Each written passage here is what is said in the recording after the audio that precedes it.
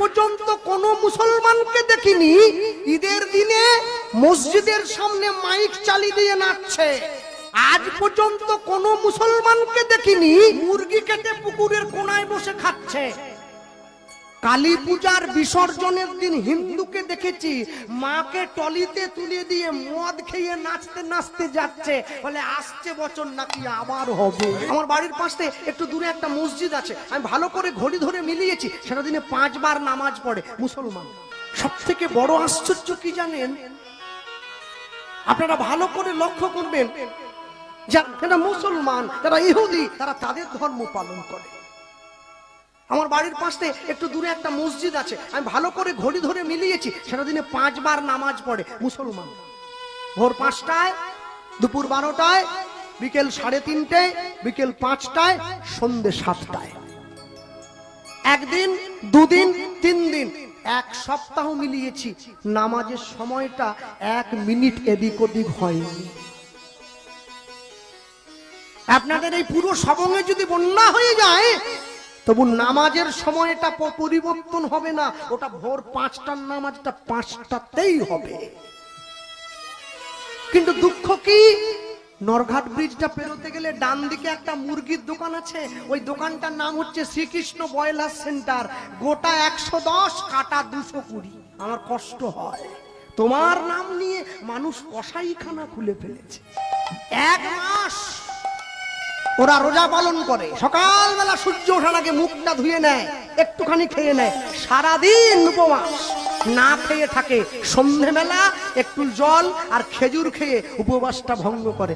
পরে কি খাবে সেটা বড় কথা নয়, 1 মাস তো পালন তো করে। আর আমার বাড়ির মা বোনেদেরকে বললে কি গো একাদশী করবে না, বলে না এবারটা হবে না, পরের বারটা হবে। আমি কি একাদশী, বাকিরা সবাই দোষী, সবাইকে নিয়ে মরবো। ওরা সময় করে নামাজটা পড়ে, আর আমার বাড়ির মায়েরা বোনেরা সময় করে পরনিন্দা পরচর্চা নিয়ে ব্যস্ত হয়ে থাকে। এখনো যদি শুধরাতে চান, এখনো বলছি সময় আছে, নিজের বাড়ির ছেলে মেয়েগুলোকে বাবাকে বাবা বলে ডাকতে শেখাবেন, ড্যাড নয়। মাকে মা বলতে শেখাবেন, মম নয়। বাড়ির ছেলে মেয়েরা পড়াশুনো করে বাবার কাছে 2 দিন পরে এসে বলে ড্যাড তুমি হ্যাড। সব সময় মনে রাখবে, মানুষ হয়ে জন্ম নিয়েছেন, কেন জানেন? দেখবেন এই পূর্ব মেদিনীপুরে তমলুক বলে একটা জায়গা আছে, ওই মানিকতলা বাস স্ট্যান্ড, ওখানে বাস ছাড়ে। এখন নালে গাড়ি হয়েছে, আমার আগে তো ছিল না, বাসে টাসে করে সব জায়গায় যেতে হতো। বাস স্ট্যান্ডে দাঁড়িয়ে রয়েছি, এমন সময় দেখছি একজন মা এসেছে, কালো পোশাক পরা, নাক মুখ সব ঢাকা, চোখটা বের করা, হাতে তার ছেলের হাত ধরা, মাথায় টুপি, পাঞ্জাবি পরা, লুঙ্গি পরা ছেলে, দেখে বোঝা যাচ্ছে মুসলিম বাড়ির মা। কিছুটা দূরে আরেকজন হিন্দু বাড়ির মা এসেছে, শাঁখা সিঁদুর পরা, ছেলের হাত ধরা। এমন সময় এক বয়স্ক বাবা এসেছে, বড় দাড়ি আছে, পেকে গেছে দাড়ি, মাথায় টুপি, পাঞ্জাবি, লুঙ্গি।